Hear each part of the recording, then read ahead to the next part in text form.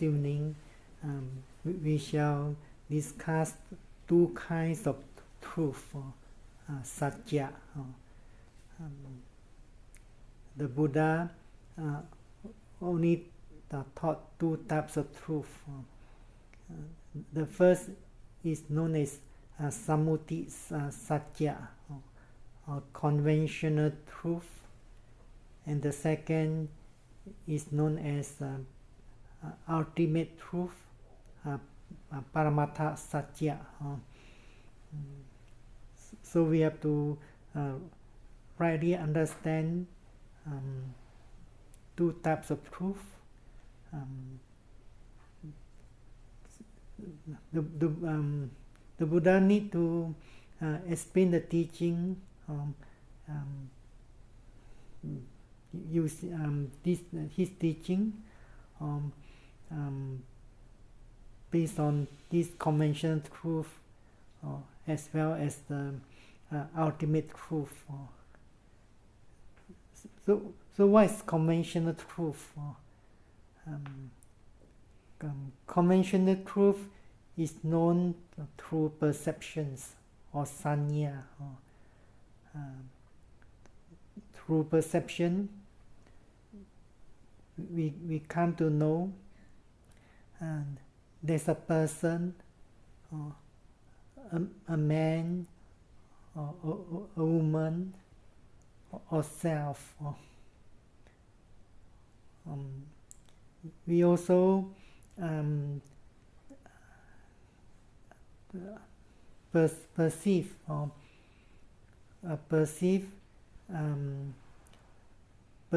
the conventional truth by recognizing the shape or the form. For example, when we perceive or see an animal in the shape of a dog, then we give a name, dog. So this name dog is a conventional designation. It is also a conventional truth. So we understand conventional truth through perceptions. But the Buddha also taught us ultimate truth, Paramatha Satya. So in the teaching of ultimate truth, there is no self in the ultimate sense. There is only Namarupa, or mental physical phenomena, or the five aggregates. So they are truly exist in the ultimate sense. But in the conventional sense,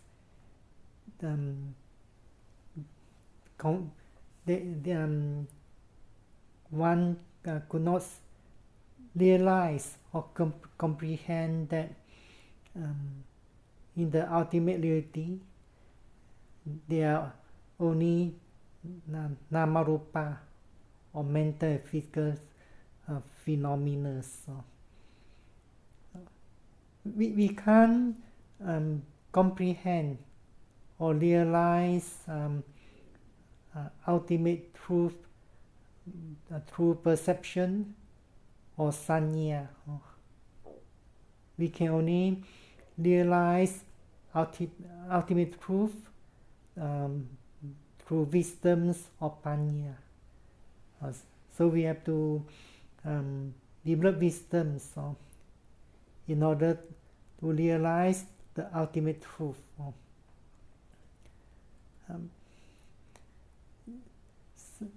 So the Buddha explained the teaching based on these two types of truth. Is important is because if one doesn't understand these two types of truth correctly, they may give rise to wrong understanding. So Buddha needs to explain the teaching based on these two types of truth. For example, when Buddha want to explain about the virtue of moral shame and moral fear or moral dread, then the Buddha needs to explain with conventional truth. So the Buddha say there be a person feeling shame or committing certain evils, such as telling lie. It's not possible to explain this value or virtue of moral shame and moral fear or moral dread with by ultimate truth. It's not possible to say that there's no self is experiencing any kinds of moral shame when there's a commission of evils. Similarly, when the Buddha want to explain, for example, karma, then the Buddha also have to explain with using this conventional truth. But it doesn't mean that there's a permanent self. Just like when we say, just like in the conventional world, we say that the tree is the trees when one has planted a seed, then the seed will produce the flowers, the trees, then bear fruits and so on. So similarly, the Buddha have to explain the karma with conventional truth. The Buddha have to explain the practice of Brahma Vihara. In other words, the practice of loving kindness or compassion, sympathetic joy, and the practice of equanimity with conventional truth. So when we practice metta, we have to develop the thoughts of metta towards a person or being or all beings and so on. So it's not possible, for example, one develops metta to the four material elements, towards the five elements and so on. So one have to understand, but the Buddha also needs to teach ultimate truth. If there's no teaching of ultimate truth, then it's not possible to attain enlightenment, to be free from this cycle of birth and death. But if the Buddha taught only ultimate truth and did not teach conventional truth, then those who do not endow with a proper mental attitudes or right understanding, then they may have the wrong view or wrong understanding. They might think, since the Buddha said that there's no self, so they might think there's no such thing as mine or yours. There's no such thing as my property, my wife, your wealth, your wife. It's because self does not exist. So those who do not have the wisdom or proper mental attitude, they may not able to understand the ultimate truth correctly. Since the Buddha said there's no self, because everything subjects to arising and passing away, not satisfactory, and no self, or without a self, so they might think that there's no such thing as mine or yours, belonging to him, and so on. So because of wrong understanding, they may commit evils, taking the properties belonging to others. They may violate the third precepts, and so on. In that way, they may take rebirth in the state of loss. State of loss means a higher world, such as the world of the hungry ghosts, the hell, the animal world, asura. But those who are endowed with moral shame, moral fear, may could avoid or abstain from all kinds of evil. So they may doing a lot of good deeds, such as the practice of dana, or observance morality, and the practice of concentration,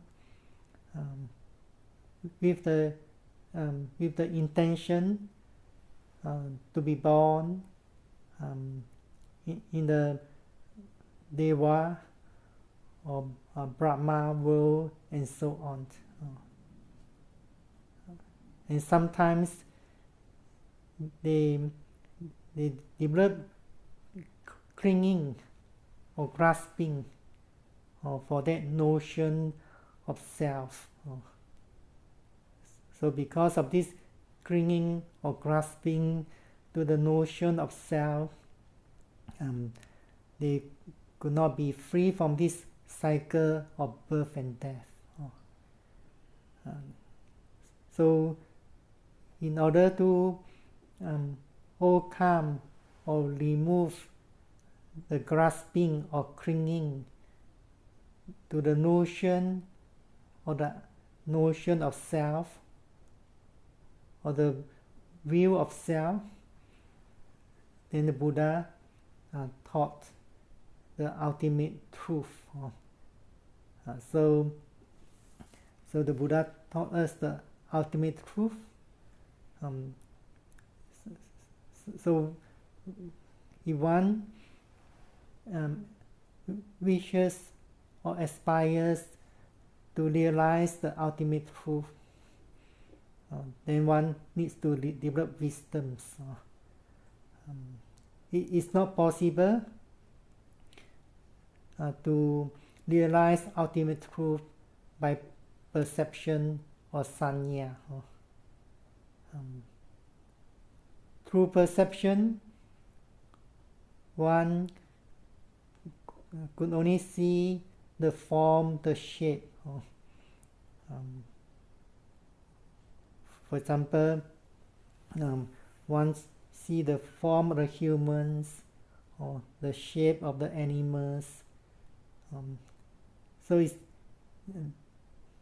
it's difficult for those perceptionists to see the ultimate truth. It's difficult for them to understand the mind or consciousness. It's because the mind or the consciousness is formless, shapeless. It's difficult for those perceptionists could understand the mind or consciousness because it has no shape, no form. To them, form or shape is something real. So they cling to the shape of the form because it's something very real to them. So it's even more difficult for them to understand nibbana or enlightenment. They might think nibbana is a place, or there's a everlasting self which will enjoy everlasting happiness in a special place or special palace and so on. It's because through perception they could only see form, shape. Similarly, in the practice of mindfulness meditation, vipassana meditation, at the beginning of practice, mindfulness meditators will perceive the shape of the form of the body, perceive the shape of the form of the arms, the legs, the form of the abdomen, and so on. It's the nature of the undeveloped mind to perceive the form or to cling to the form, which to them is something real. But in the practice of mindfulness meditation, we have to realize the ultimate truth. So we have to develop mindfulness gradually, so that the mindfulness is getting more and more attentive, precise. So what are the ultimate truth? The ultimate truth is the mind or the citta or consciousness. To those who only understand conventional truth, they may not able to understand that it is the mind or the consciousness that has the characteristics to know or to cognize something, because they could not understand the mind.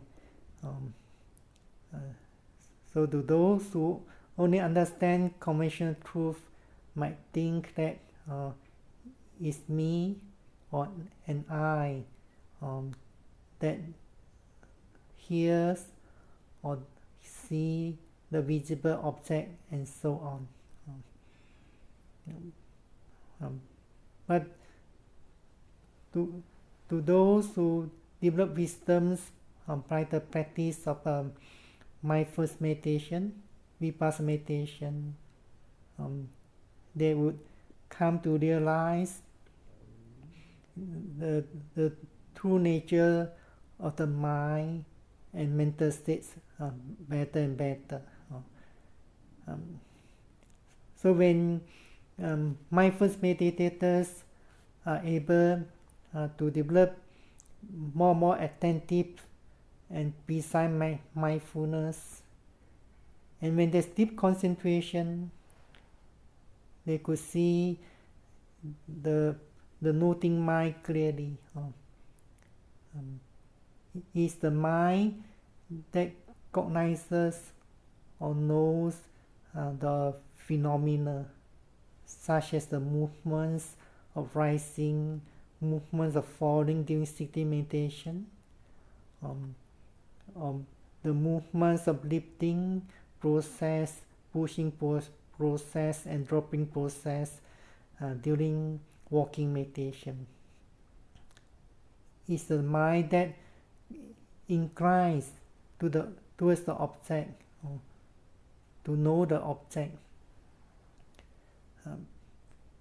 The body doesn't have the characteristic of knowing or cognizing. The body is not able to move or perform any actions without the mind. So the meditators could see clearly, then the consciousness of hearing is getting clearer, or conscious of seeing is getting clearer, and so on. So when meditators could gain more and more experiences in the practice of mindfulness meditation, then that wrong view or the notion of self is also getting weaker. It's because one has not yet rightly understood the true natures of mental and physical phenomena through personal experience or direct experience. Then this notion or the view of self is arising.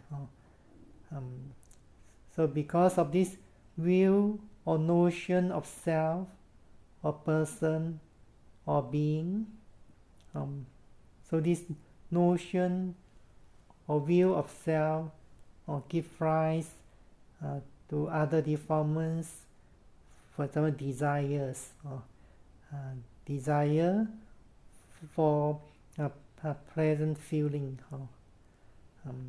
Even sometimes meditators also desire for something pleasant, or they desire that the meditation will be going on smoothly, without any hindrances, and so on.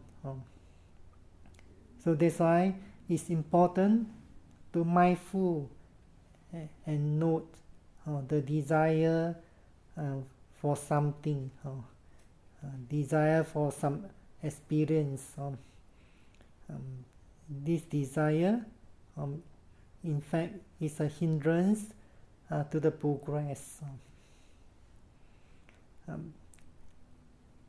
So one who is able to understand better and better the true natures of mentality and physicality, or in the words, Namarupa, then one could be overcome this notion of self gradually.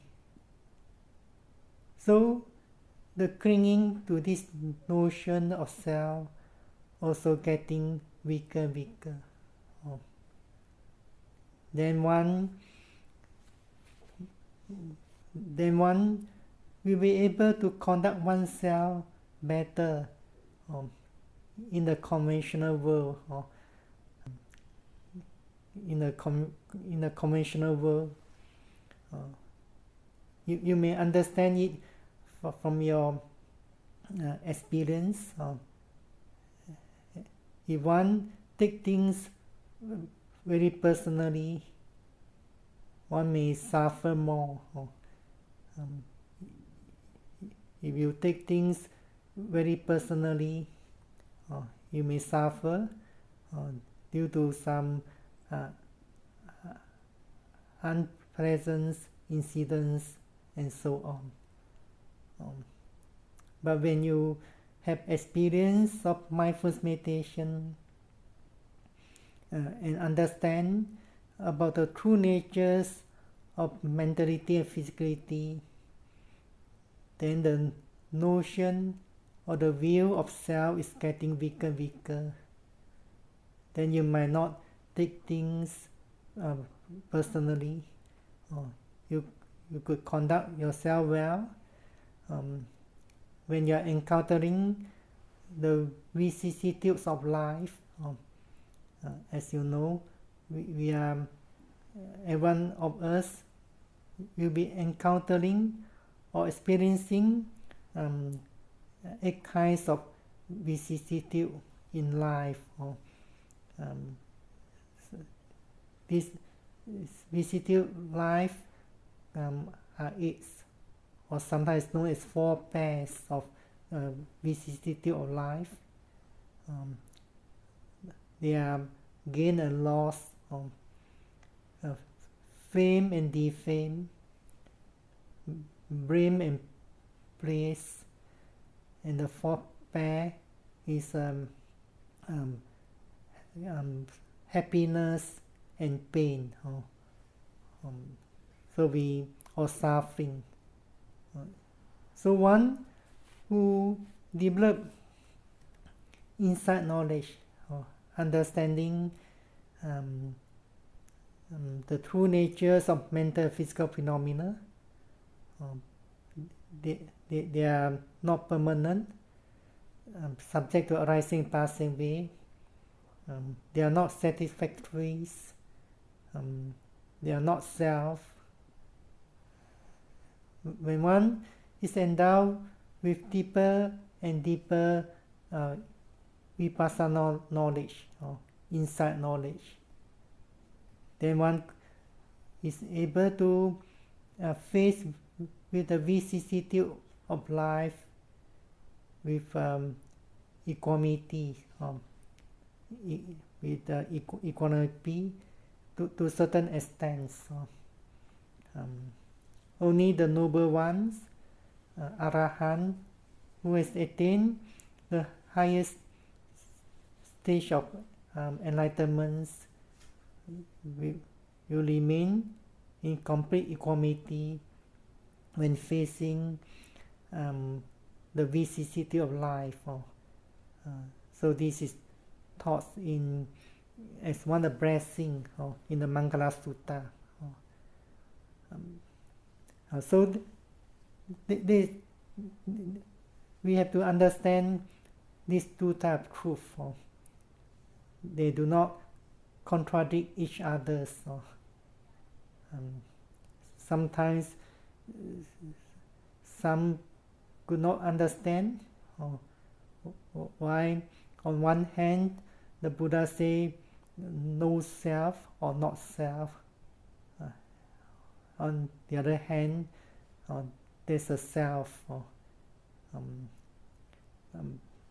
but this is merely a conventional destination.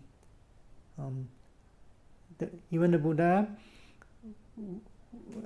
wants to explain the teaching. Buddha has to use two types of truth.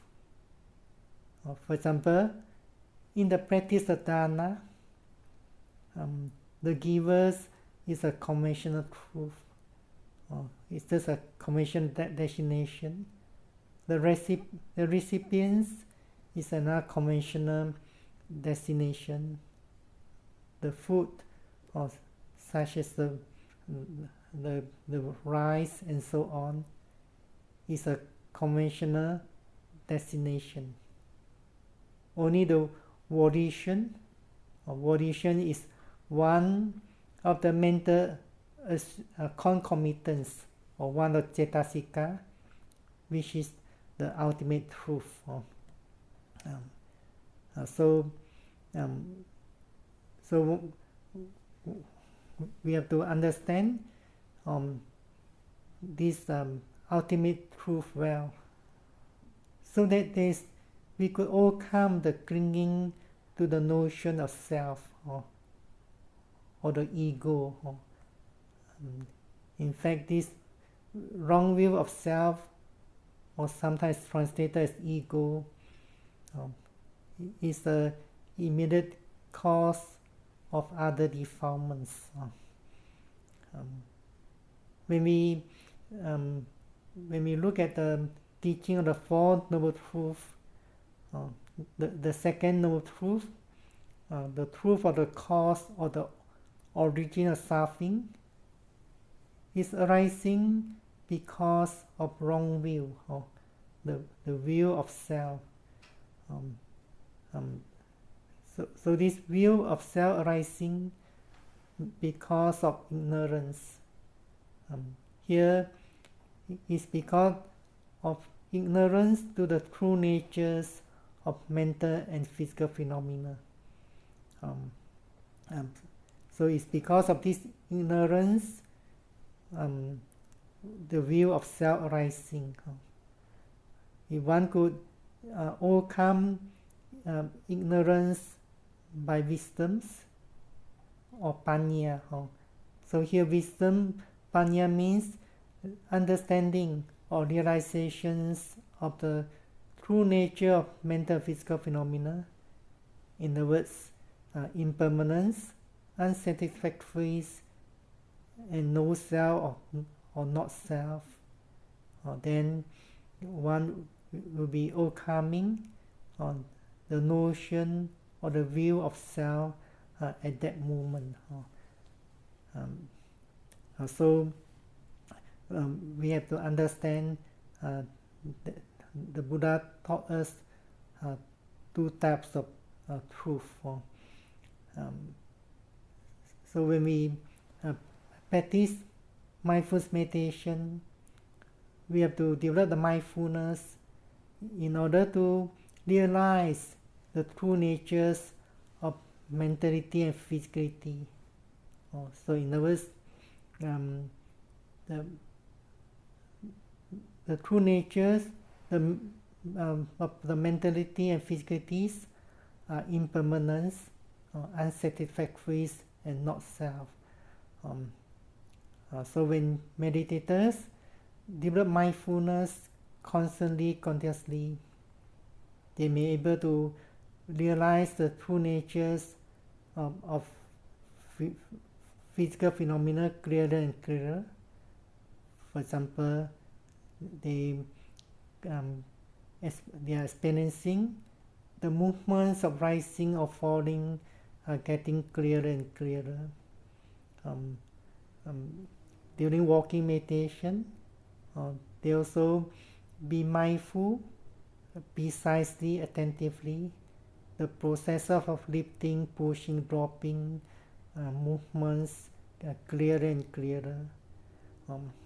And there are many process of movements while meditators are doing their routine activities, such as eating, drinking, and so on.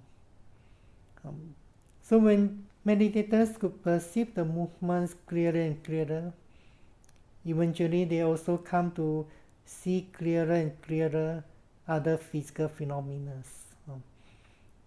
When they can see or perceive the true nature of physical phenomena better and better, then they also come to realize the mental states and the consciousness clearer and clearer. At the beginning of practice, the consciousness is not clearly perceived. In other words, whatever consciousness that's arising dependent on the physical phenomena is not clearly perceived at the beginning of practice. But when you could develop mindfulness better and better, then you could perceive that the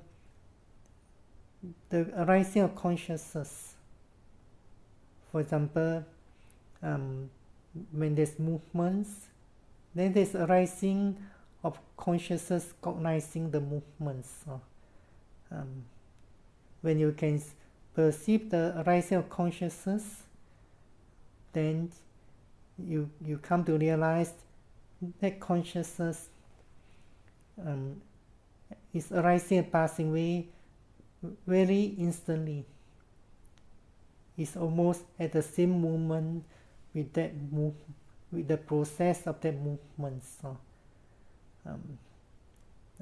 Sometimes meditators perceive that the consciousness of cognizing or knowing the movements is arising almost at the same time with that movements. Although we know from the scriptures that there's arising of the movements, then there's arising of this consciousness of knowing, one after another. But we can say both arise at the same moment. Sometimes meditators perceive that the thinking and the consciousness of knowing the thinking is arising almost at the same moment with the thinking. So they might think that there are two minds, but in fact there's only one mind or one mental state is arising at one moment. But the process of the mind or consciousness is very swift, very rapid.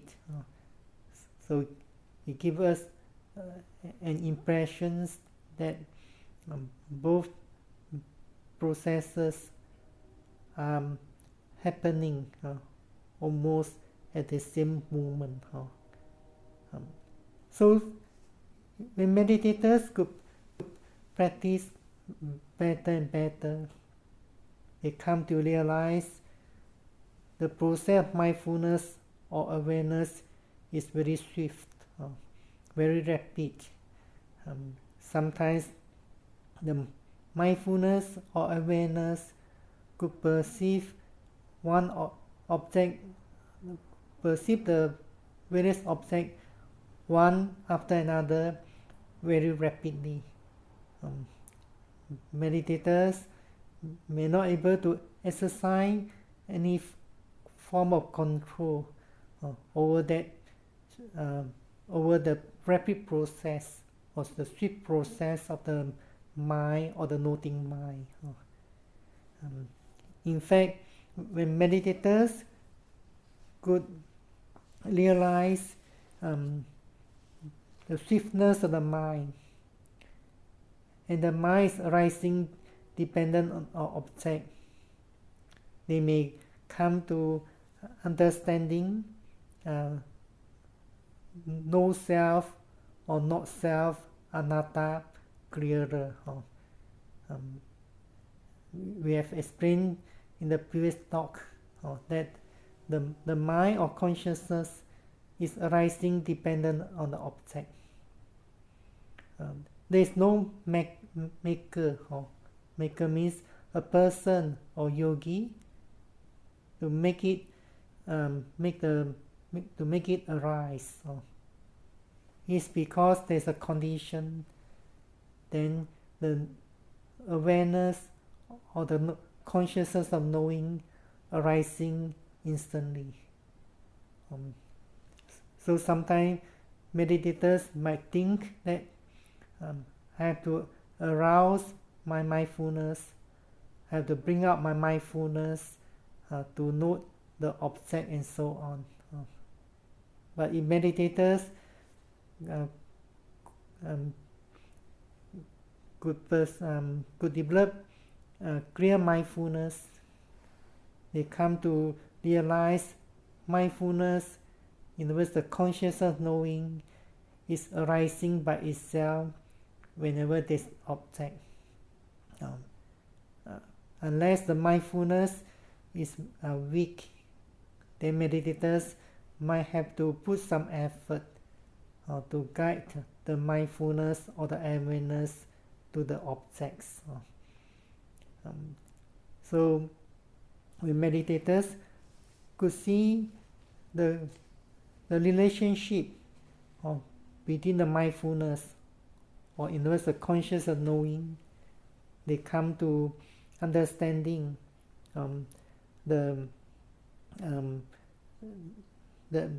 these characteristics of not self, anatta, better and better. So when meditators could understand the ultimate truth better and better, definitely this clinging to the notion of the self also getting weaker and weaker. Even the noble ones also use conventional truth or conventional destination. The noble ones also would say that this is my alms bowl. I'm going for alms rounds and so on. But they do not use this conventional destination with wrong view, with clinging to the notion of self.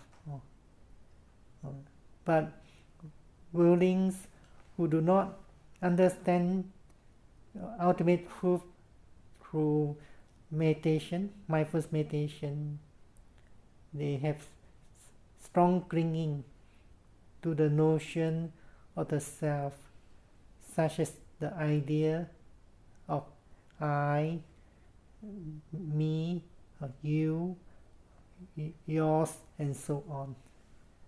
So in that way, they may experience suffering because of this view of or notion of self, or notion of an I, you, my, yours, and so on.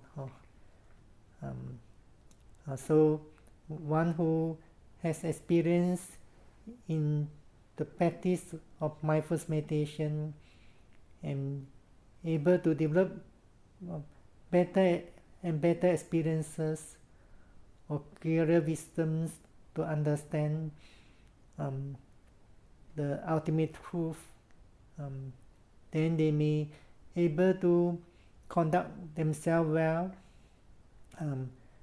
maintain equanimity to a certain extent when facing or encountering the vicissitude of life, because the notion of self, there's no strong grasping or clinging to that notion of self, and I, or you, and so on. So one must understand there's no the truth do not contradict each other. So, we have to understand both type of proof well.